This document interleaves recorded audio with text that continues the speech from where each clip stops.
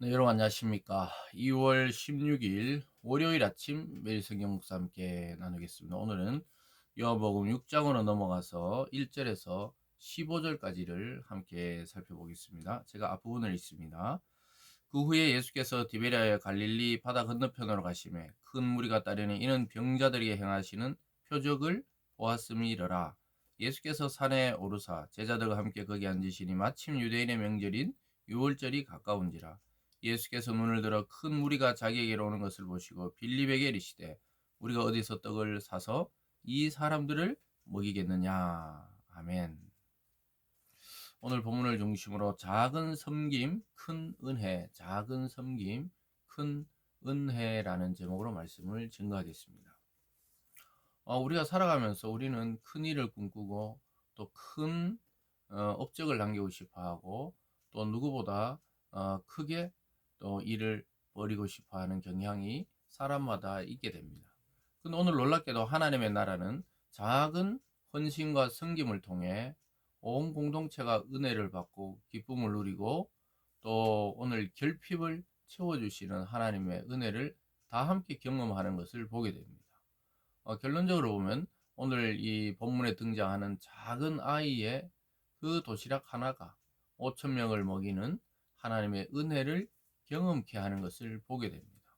저와 여러분의 하나님 앞에 하나님은 큰 것을 원하시지 않으세요. 하나님은 이미 크신 분이고 부족함이 없는 분이기 때문입니다.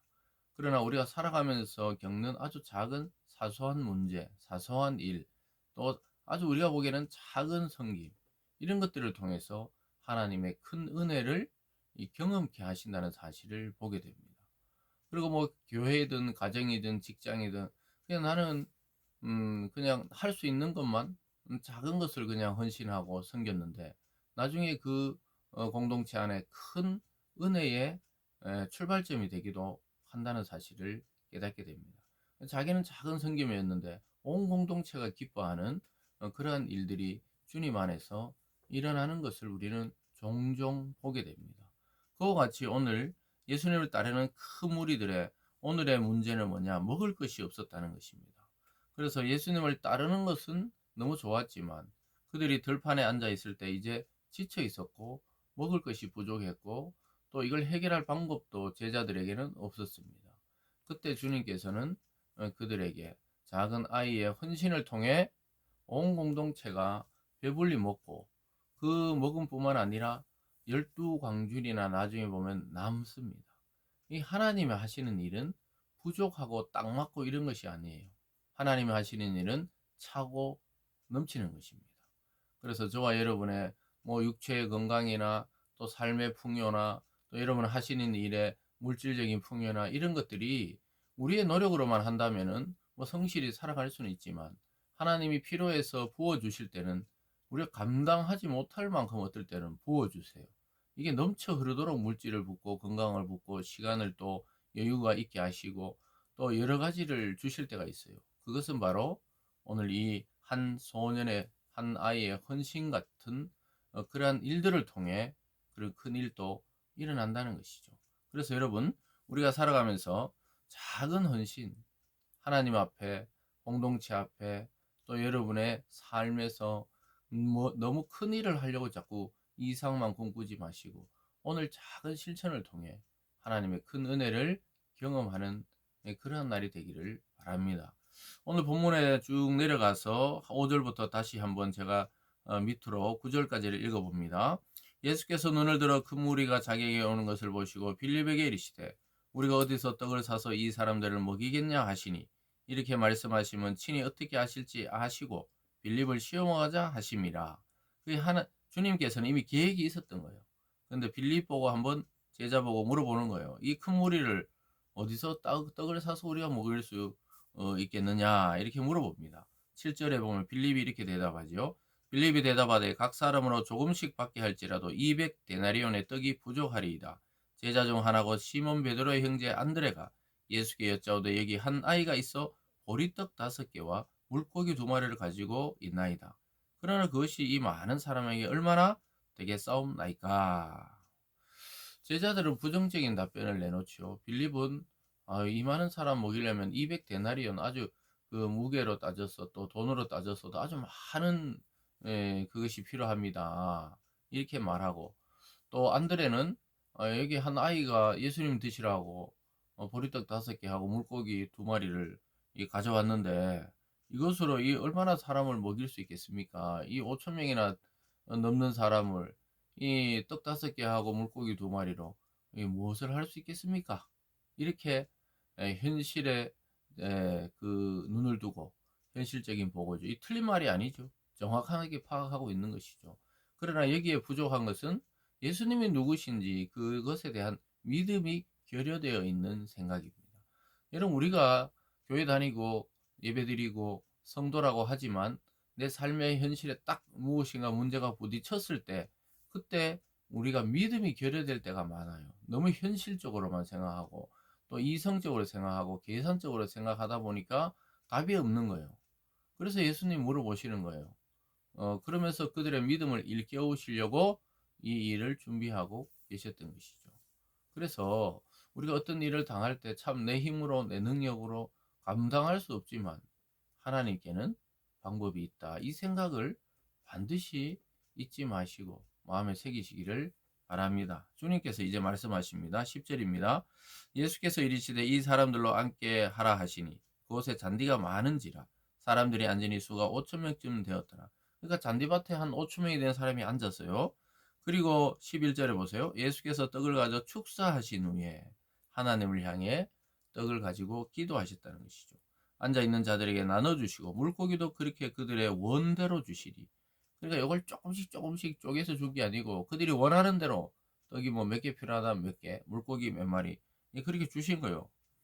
주고는 어떻게 되었습니까? 12절에 그들이 배부른 후에 예수께서 제자들에게 이르시되 남은 조각을 거두고 버리는 것이 없게 하라 하심으로 이에 거두니 보리떡 5개로 먹고 남은 조각이 12바구니에 찼더라. 이 12바구니에 차고 넘칠 정도로 남았대요. 물고기 2마리와 떡 5개가 12강줄이 넘치도록 남는 그런 기적의 역사.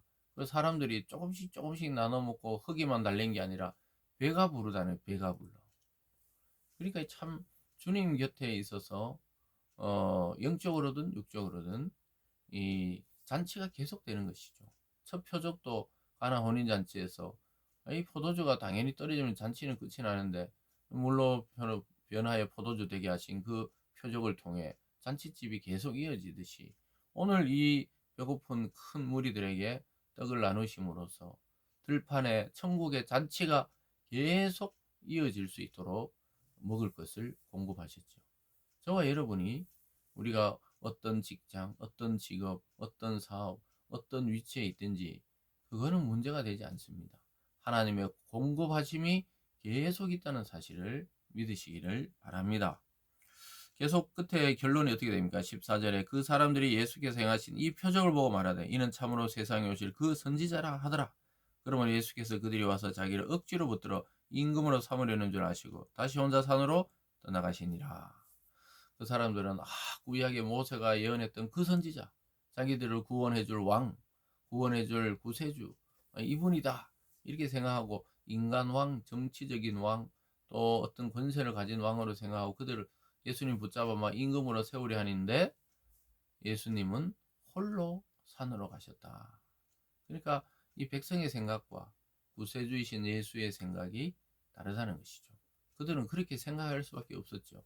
이제 이분만 붙들면 먹고 사는 일은 문제 없다는 거예요. 이 작은 것으로 이 많은 사람을 먹이고 자기들이 배가 이미 부른 상태니까 느꼈고 경험했기 때문에 이분을 붙잡자 이렇게 붙들어가 임금으로 삼으려고 했던 것이죠.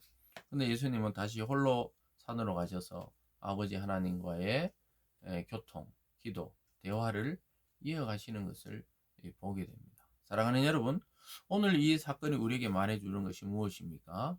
하나님은 우리에게 뭐 큰 것, 위대한 것, 많은 공로, 업적 이런 걸 원하시는 게 아니에요. 그건 세상의 기준이고 하나님은 우리에게 작은 헌신, 작은 섬김, 또 나와 관계없고 이익이 되지 않는 것처럼 보이는 사람에게조차 내가 작은 섬김을 했을 때 그것이 그리스도께 하는 것이 되고 하나님께 하는 것이 되고 그래서 우리에게 풍성한 여기 12광주리로 차고 넘치는 그런 은혜의 열매를 맺게 하신다는 사실을 꼭 기억하시면서 신앙은 관념이 아니라 오늘 내 삶 속에 기도하고 실천하는 하나의 실체고 삶이라는 사실을 깨달으시고 오늘 하루도 작은 섬김을 통해 하나님의 큰 은혜 경험하는 우리들이 되기를 바랍니다. 기도하겠습니다. 사랑의 하나님 아버지 감사드립니다. 결핍된 세상에 그리스도께 오셔서 우리의 모든 결핍을 채우시고도 남는 모습을 보게 됩니다. 하나님 아버지, 그러나 예수님의 역사 속에 한 아이의 작은 헌신이 있었고 섬김이 있었다는 사실을 기억하면서 우리가 주님의 그 은혜에 감사해서 우리가 작은 섬김과 또 작은 나눔을 통해 하나님의 큰 은혜를 온 공동체가 경험하고 온 세상이 경험하는 그런 자리로 나갈 수 있도록 우리를 이끌어 주시옵소서. 감사드리며 예수님 이름으로 기도드리옵나이다. 아멘.